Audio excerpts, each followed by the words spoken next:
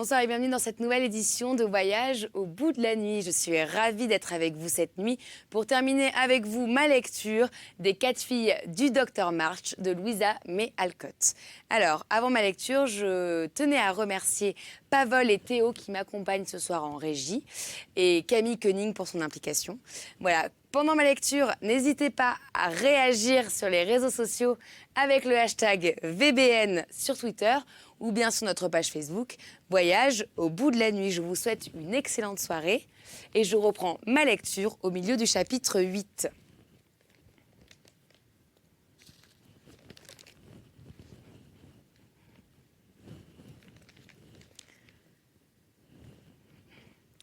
Lorsqu'elles se levèrent le samedi matin, il n'y avait pas de feu à la cuisine, pas de déjeuner dans la salle à manger et personne nulle part. Miséricorde, miséricorde. Qu'est-ce qui est arrivé? S'écria Jo toute consternée en regardant autour d'elle. Meg courut dans la chambre de sa mère et revint bientôt en paraissant rassurée, mais très étonnée et un peu honteuse. Mère n'est pas malade. Elle est seulement très fatiguée et elle dit qu'elle va rester tranquillement dans sa chambre toute la journée et nous laisser nous tirer d'affaire comme nous pourrons. Elle dit que cette semaine-ci a été très fatigante pour elle et qu'elle a besoin d'un absolu repos. Ainsi, faisons gentiment tout l'ouvrage. Cela ne me déplaît pas. Je mourrais d'envie d'avoir quelque chose à faire, c'est-à-dire quelque chose un amusement nouveau, vous savez, ajouta vivement Jo. Dans le fait, c'était un soulagement immense pour elles toutes d'avoir à s'occuper. Elles commencèrent à faire leur ménage avec la meilleure bonne volonté du monde. Mais elles découvrirent bientôt la vérité du dicton favori de Anna. Ce n'est pas une petite affaire de tenir convenablement un ménage. Il y avait beaucoup de provisions dans le garde-manger. Et pendant que Bess et Amy mettaient la table, Meg et Jo firent le déjeuner en se demandant mutuellement pourquoi les domestiques se plaignaient toujours de leur ouvrage. « Je porterai à déjeuner à maman, quoi qu'elle ait dit, que nous ne devions pas nous inquiéter d'elle, dit Meg qui présidait et se trouvait l'air tout à fait respectable derrière la théière. Avant de commencer, Jo mit sur un plateau tout ce qui était nécessaire pour le déjeuner de sa mère. Et Meg le lui porta avec les compliments de la cuisinière. Sans doute le thé avait bouilli et était très amer. Sans doute l'omelette était brûlée et les rôtis trop salés. Mais Madame March reçut son repas avec beaucoup de remerciements. Et lorsque Meg fut partie, elle rit de tout son cœur en se disant « Pauvre petite, je crains qu'elle n'ait une journée bien difficile, mais cela ne leur fera pas de mal, au contraire. » Elle déjeuna alors des provisions qu'elle avait auparavant mises de côté pour elle.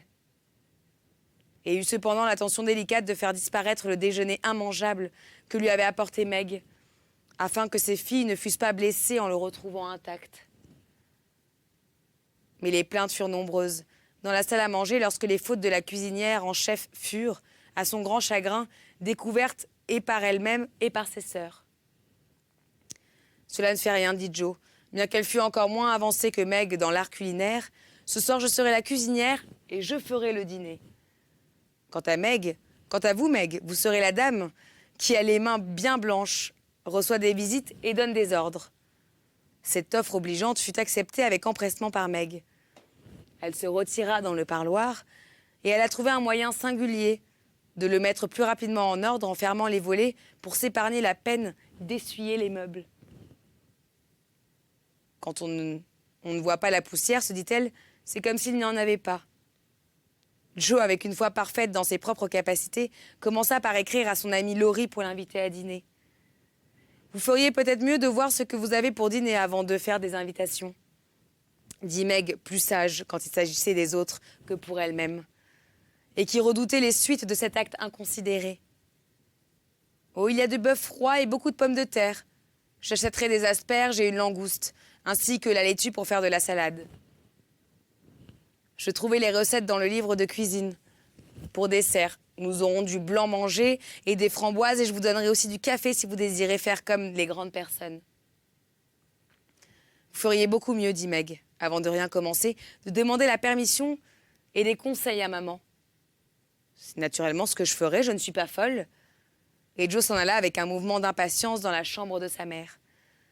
Achetez tout ce que vous voudrez et ne me dérangez pas, répondit Madame March. Je dînerai dehors et ne peux pas aujourd'hui m'occuper de tous ces détails de cuisine. Je prendrai des vacances toute la journée, je lirai, j'écrirai et je ferai des visites. Ce qui est sûr, se dit Joe en descendant l'escalier, c'est que personne n'est ici dans son état ordinaire. Bon, voilà Bess qui pleure, c'est un signe certain que quelque chose va mal de son côté. Si Amy est taquine, je vais la remettre à la raison. Et Joe, qui elle-même n'était pas dans son humeur habituelle, se précipita dans le parloir où elle aperçut Bess sanglotant sur son petit oiseau Pipe, qu'elle venait de trouver mort dans sa cage, ses petites pattes étendues pathétiquement comme s'il lui implorait la nourriture qui lui avait manqué. « C'est ma faute, je l'ai oublié. Il ne reste pas une seule goutte d'eau ni un seul grain de millet. »« Oh, Pipe, Pipe, comme ai-je pu être si cruelle pour vous ?» s'écriait Bess en pleurant et prenant la pauvre petite bête dans ses mains pour essayer de la ranimer. Joe regarda l'œil à moitié fermé du petit serin, toucha sa petite poitrine et, le trouvant raide et froid, secoua la tête et lui offrit sa boîte à dominos pour cercueil. « Mettez-le dans le four, il se réchauffera peut-être et il vivra, dit Amy. Pipe est mort de faim, pas de froid. Je ne veux pas, par-dessus le marché, le faire rôtir. Je l'envelopperai dans un linceul et je l'enterrerai. Je n'aurai plus jamais un autre oiseau. L'enterrement se fera cet après-midi et nous y assisterons toutes, dit Joe. Ne pleurez pas, petite Bess, croyez-moi. ôtez mes dominos et mettez-le dans leur boîte. Après dîner, nous lui ferons un joli petit enterrement. Laissant à ses sœurs le soin de consoler Bess, elle s'en alla dans la cuisine qu'elle trouva dans un état de confusion décourageant. Elle mit un grand tablier de cuisine et commença à ranger la pièce. Toutes ses assiettes étaient remplies, étaient empilées et prêtes à être lavées, lorsqu'elle découvrit que son feu était éteint. « Voilà une perspective agréable, » murmura-t-elle en refermant brusquement la porte du four qui était ouverte et en remuant vigoureusement les cendres dans lesquelles elle ne parvint pas à trouver trace de feu. Toutefois, ayant rallumé le feu, elle pensa qu'elle ferait bien d'aller au marché pendant que l'eau chauffait. Le grand air la remit en bonne humeur, et se flattant d'avoir fait un très bon marché, elle revint charger une très jeune langouste, de très vieilles asperges et de 2 boîtes de framboises insuffisamment mûres. Un étrange sentiment d'abandon saisit les 4 sœurs quand elles vinrent partir leur mère. Mais où le désespoir les saisit, ce fut lorsque 5 minutes après, Miss Crocker arriva en leur disant qu'elle venait leur demander sans façon à dîner. Cette dame était une vieille fille maigre et jaune, qui avait un nez pointu, des yeux inquisiteurs qui voyaient tout, et une langue qui s'aiguisait volontiers sur ce qui concernait son prochain. Les 4 sœurs ne l'aimaient pas du tout, mais on leur avait appris à être bonnes pour elle, simplement parce qu'elle était pauvre et âgée et qu'elle avait peu d'amis. Aussi, Meg lui donna-t-elle immédiatement le fauteuil, et elle se mit avec résignation en devoir de lui tenir compagnie. La vieille demoiselle en profita pour questionner, critiquer et raconter des histoires peu obligeantes sur les amis de la famille et bien d'autres. Il est impossible de décrire les anxiétés de Joe jusqu'à l'heure du dîner, qui a lieu de bonne heure en Amérique. Ce dîner de Joe resta bien longtemps célèbre dans toutes les mémoires comme un sujet de rire sans fin. Sans doute, elle avait fait de son mieux, mais elle découvrit ce jour-là que pour faire une cuisinière, il faut quelque chose de plus que de l'audace et de la bonne volonté. Elle fut obligée de reconnaître, en servant chacun des plats de son dîner, que les têtes des asperges étaient presque toutes réduites en bouillie, et que les tiges, les branches étaient dures comme du bois, que les pommes de terre étaient à moitié crues, que la langouste était belle et très rouge à l'œil, mais vide, que sa salade, 100 fois trop assaisonnée, était exécrable, et qu'enfin, si le blanc mangé n'était que de l'eau, les framboises étaient sûres. La pauvre Jo aurait bien voulu pouvoir se cacher sous terre en voyant ses plats aussitôt délaissés que goûtés. Amy riait sous cape, Meg semblait déconcertée. Miss Crocker faisait la moue. Seule Laurie faisait un mauvais dîner bon visage. Joe comptait se rattraper sur la crème qu'elle avait si bien battue et sucrée. En voyant Laurie en avaler gaiement une grande cuillerée, elle crut qu'elle allait pouvoir respirer. Mais que devint-elle quand, regardant la bonne petite Bess, elle la vit toute suffoquée, comme quelqu'un qui a dans la bouche quelque chose dont il ne parvient pas à se débarrasser en l'absorbant. « Mais qu'y a-t-il » s'écria Joe en tremblant. « Du sel, bien sûr, au lieu du sucre, ma pauvre Joe. Et beaucoup de sel, » répondit Meg avec un geste tragique. Joe poussa un gémissement en retombant sur sa chaise. Elle devint écarlate et était sur le point de pleurer lorsque ses yeux rencontrèrent ceux de Laurie, qui manifestement faisait un énorme effort pour ne pas pouffer de rire. Le côté comique de l'aventure la frappa alors subitement. Et prenant bravement son parti de son infortune et celle de ses convives, elle rit à s'en rendre malade. Chacune l'imita. Le malheureux dîner finit donc gaiement sur des olives et des éclats de rire. « Je n'ai pas assez de force d'esprit pour débarrasser la table maintenant, » dit Joe, lorsque le dîner fut terminé et que Miss Crocker fut partie pour raconter sa déconvenue à d'autres amis. « Il nous reste à procéder à l'enterrement du pauvre Rip. » Laurie creusa sous les lilas du bousquet une tombe pour le petit Pip. Sa maîtresse, au cœur tendre, l'y déposa avec beaucoup de larmes. On le couvrit de mousse et l'on déposa une guirlande de violettes et de millet sur la pierre qui portait l'épitaphe suivante que Joe avait composée au milieu des ennuis de son dîner. Ici repose Pip March, estimé entre tous pour ses talents de chanteur. Il mourut le 7 juin, tendrement aimé et pleuré. Pour tous ceux qui l'ont connu, il ne sera jamais remplacé. La cérémonie terminée, Bess, tout émotionnée, se retira dans sa chambre pour se recueillir. Mais les lits n'étaient pas faits.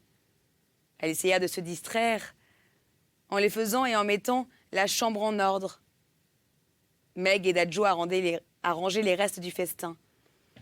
Cela leur prit la moitié de l'après-midi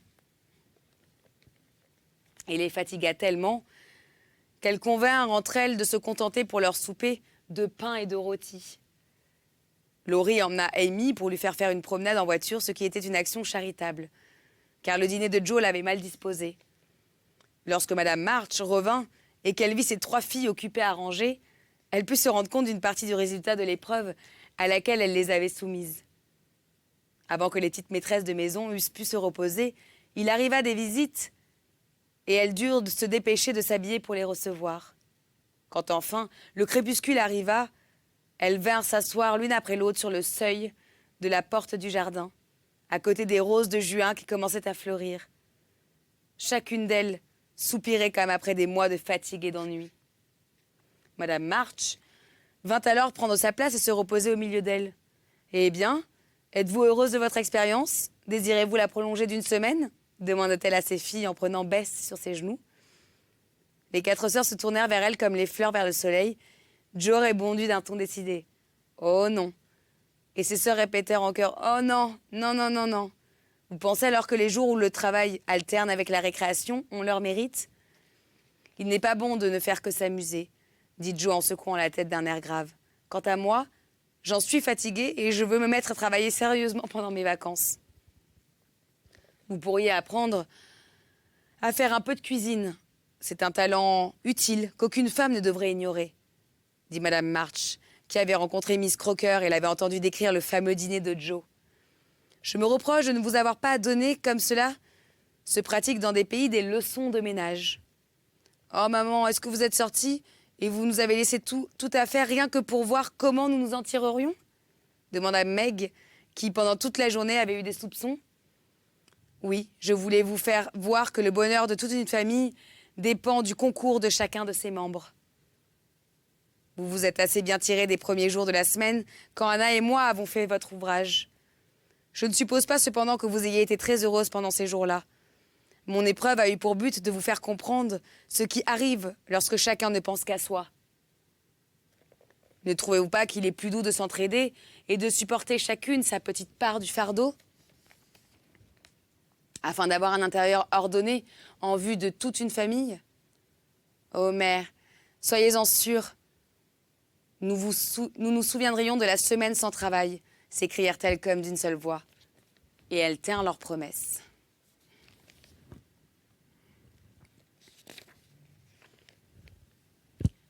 Chapitre 9. Le camp de Lawrence. C'était Bess qui accomplissait les fonctions de confiance de facteur. Parce que, restant plus que ses sœurs à la maison, elle pouvait aller plus régulièrement chercher des lettres. C'est un bonheur pour elle que d'ouvrir la petite porte fermée à clé et de faire sa distribution. Un jour de juillet, elle rentra les mains pleines et eut à se promener par toute la maison pour remettre à chacun ce qui lui était adressé. « Voici votre bouquet, maman », dit-elle en mettant les fleurs dans un vase posé dans le coin qu'elles appelaient le coin de maman. « Laurie ne l'oublie jamais, ajouta-t-elle. « Miss Meg March. » Une lettre et un gant, continua Bess en les donnant à sa sœur, qui, assise à côté de sa mère, cousait. « J'avais oublié une paire de gants et on ne m'en rend qu'un. Qu'est-ce que cela veut dire ?» demanda Meg en regardant son gant dépareillé. « N'auriez-vous pas laissé tomber l'autre dans le jardin, Bess ?»« Non, il n'y en avait qu'un dans la boîte. Je déteste avoir des gants dépareillés, mais je retrouverai peut-être l'autre. Ma lettre n'est pas une lettre. C'est la traduction d'un chant allemand que je désirais. Je suppose que M. Brooks qui me l'envoie, car je ne connais pas l'écriture de Laurie. » Madame March regarda attentivement Meg, qui était très jolie avec sa robe de guingamp et ses cheveux bouclés. Assise devant sa petite table à ouvrage remplie de jolies petites bobines de fil, elle cousait en chantant, l'esprit occupé de fantaisies de jeune fille, et paraissait tellement innocente et fraîche, et semblait si peu se douter de la pensée qui traversait l'esprit de sa mère, que Madame March sourit et fut satisfaite. 2 lettres pour le docteur Joe, 2 livres et un drôle de grand chapeau qui était posé sur la poste et la couvrait tout entière, dit Bess en entrant dans le cabinet où Joe était occupé à écrire. Que Laurie est donc taquin. J'ai dit l'autre jour que je voudrais que ce fût la mode de mettre des chapeaux plus grands, et il m'a répondu « Ne faites pas attention à la mode. Mettez un grand chapeau si cela vous plaît. » Je lui ai dit que ce serait ce que je ferais si j'en avais un, et voilà qu'il m'envoie celui-là. Eh bien, je le mettrai afin de lui montrer que je ne m'inquiète pas de la mode. Et après avoir essayé son chapeau à large bord, qui ne lui allait pas mal du tout au final, Joe se mit à lire ses lettres. L'une d'elles était de sa mère. En la lisant, les joues de Joe devinrent toutes rouges et ses yeux se remplirent de larmes. « Ma chère Joe, je vous écris un petit mot pour vous dire avec quelle satisfaction je vois les efforts que vous faites pour réformer votre caractère. Vous ne parlez jamais de vos épreuves, de vos succès ou de vos défaites. Et vous pensez peut-être que personne ne les voit. Mais moi, j'ai tout vu. Et je crois de tout mon cœur à la sincérité de votre résolution, puisqu'elle commence à porter ses fruits. Continuez patiemment et bravement, ma chérie, et croyez toujours que personne n'est plus touché de votre courage que votre mère, qui vous aime tendrement. » « Cela me fait du bien, » s'écria Joe. « Cela vaut des millions de francs et de louanges. Oh, ma mère, je continuerai à essayer sans me décourager, puisque je vous ai pour m'aider. » L'autre lettre était de Laurie, qui avait une écriture grosse et ornée de fioritures. « Cher ami, quel plaisir! Les vents viendront me voir demain et je voudrais nous faire à tous une bonne journée. S'il fait beau, je planterai une tente dans la grande prairie et toute la compagnie ira en bateau déjeuner sur l'herbe et jouer au cricket. Nous ferons la cuisine à la mode des bohémiens, sur un feu en plein air, et nous jouerons à toutes sortes de choses. Ces Anglais sont gentils et cela leur plaira. Mon aimable et sévère instituteur, M. Brooks viendra nous faire tranquilles, nous autres garçons, et je voudrais que vous vinciez toutes. Il me faut, à aucun prix, que Bess reste. Personne ne l'ennuiera. Ne vous occupez de rien pour le dîner. Je veillerai à ce que le mien vaille le vôtre. Votre dîner à jamais fameux. Venez seulement, soyez gentille. Votre Laurie, très pressée. Le taquin, s'écria Joe. Il faut qu'il mêle sa moquerie aux meilleures choses. C'est égal. Voilà du plaisir pour demain. Et elle partit en courant pour dire les nouvelles à Meg et à Madame March. Naturellement, nous irons, n'est-ce pas, mère? Cela aidera tant Laurie, car je sais ramer. Meg s'occupera du déjeuner, les enfants se rendront utiles d'une manière ou d'une autre, et en tout cas, ils seront si contents. J'espère, dit Meg, que les vents ne sont pas des moffats et qu'ils ne trouveront pas dans une partie de campagne matière à toilette.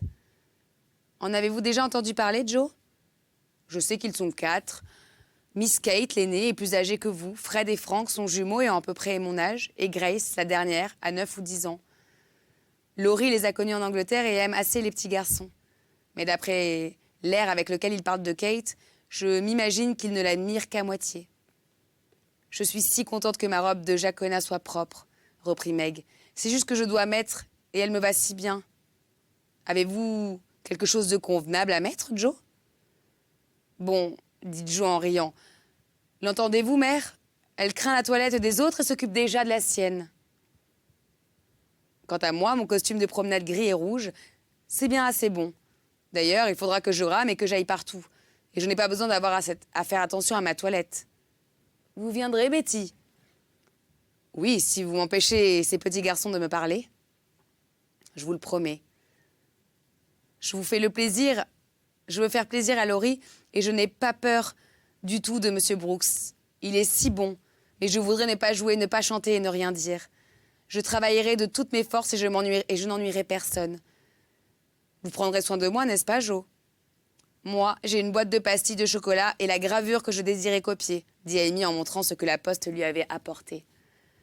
Et moi, un billet de Monsieur Lawrence, me demandant de venir lui jouer quelque chose ce soir, avant que les lampes soient allumées.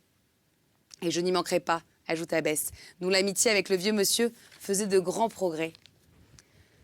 Eh bien maintenant, dépêchons-nous de faire double travail aujourd'hui afin de pouvoir mieux jouer demain, dit Joe en se préparant à remplacer sa plume par un balai. Le lendemain matin, lorsque le soleil vint de bonne heure jeter un regard dans la chambre des jeunes filles pour leur promettre un jour de beau temps, un grand va-et-vient commença dans les deux maisons. Bess, étant la première à regarder, regarda par la fenêtre ce qui se passait dans l'autre maison et égaya la toilette de ses sœurs par des télégrammes fréquents de la fenêtre. Voilà un homme qui porte la tente. Voilà Madame Barbier qui emballe le dîner dans de grands paniers. Maintenant, Monsieur Lawrence regarde le ciel et la girouette. Je voudrais bien qu'il vienne aussi dans la prairie. Voici Laurie qui a l'air d'un marin, un joli garçon. Oh, miséricorde, voilà une voiture pleine de gens. Une grande dame, une petite fille et 2 terribles petits garçons. L'un d'eux est boiteux. Pauvre petit, il a une béquille. Laurie ne nous l'avait pas dit. Dépêchez-vous, il est tard. Tiens, voilà Ned Moffat. Regardez, Meg. N'est-ce pas le jeune homme qui nous a salués un jour que nous faisions des commissions ensemble? Oui, c'est bien lui. C'est étonnant qu'il soit venu. Je croyais qu'il allait faire un voyage dans les montagnes. Voilà Sally, je suis contente qu'elle soit revenue aussitôt. Suis-je bien comme cela, Joe? Demanda Meg très agitée. Une vraie pâquerette. Relevez votre robe et mettez votre chapeau droit. Il vous donne un air sentimental. Mis de cette façon-là, il s'envolerait au premier coup de vent. Allons, maintenant, venez. Oh, Joe, vous n'allez pas mettre cet affreux grand chapeau. C'est trop absurde. Vous ne devriez pas faire de vous un éventail. S'écria Meg en voyant Joe lier un ruban rouge autour du grand chapeau à large bord que Laurie lui avait envoyé en plaisantant. Certainement que si, je le mettrai. Il est on ne peut plus commode, très léger, très grand et m'abritera très bien du soleil. Il m'a été donné par Laurie avec intention pour aujourd'hui. Cela l'amusera de me le voir et ça m'est bien égal d'avoir l'air d'un épouvantail. Je suis à mon aise. La vérité est que ce chapeau excentrique eu égard à la mode de moment n'allait pas mal à la vive et aimable physionomie de Joe. Joe ouvrit la marche, ses sœurs la suivèrent et toutes paraissaient très jolies avec leurs robes d'été et leurs figures heureuses sous leurs chapeaux de paille. Laurie courut à la rencontre et les présenta à ses amis de la manière la plus cordiale. Meg fut très contente de voir que Miss Kate, quoiqu'elle eût 20 ans, était habillée avec une simplicité que les jeunes filles américaines feraient bien d'imiter. Et elle fut très flattée des assurances de Monsieur Ned, qu'il était venu exprès pour la voir. Joe comprit pourquoi Laurie faisait la grimace en parlant de Kate, car cette jeune fille avait d'un air raide qui contrastait singulièrement avec l'habitude libre et aisée des autres jeunes filles. Bess regarda attentivement les nouveaux petits garçons et décida en elle-même que celui qui était boiteux n'était pas terrible, mais gentil et faible, et qu'elle serait bonne pour lui à cause de cela. Amy trouva que vraiment Grace était une joyeuse petite personne bien élevée, et après s'être regardées mutuellement pendant quelques minutes, les 2 petites filles devinrent soudainement très bonnes amies. Et c'est ainsi que se termine ma lecture des 4 filles du Dr March que j'ai adoré redécouvrir avec vous. Je vous retrouve dans une prochaine émission pour un autre roman. Je vous souhaite une excellente nuit si vous allez vous coucher et une bonne journée si vous vous levez. À bientôt sur D8.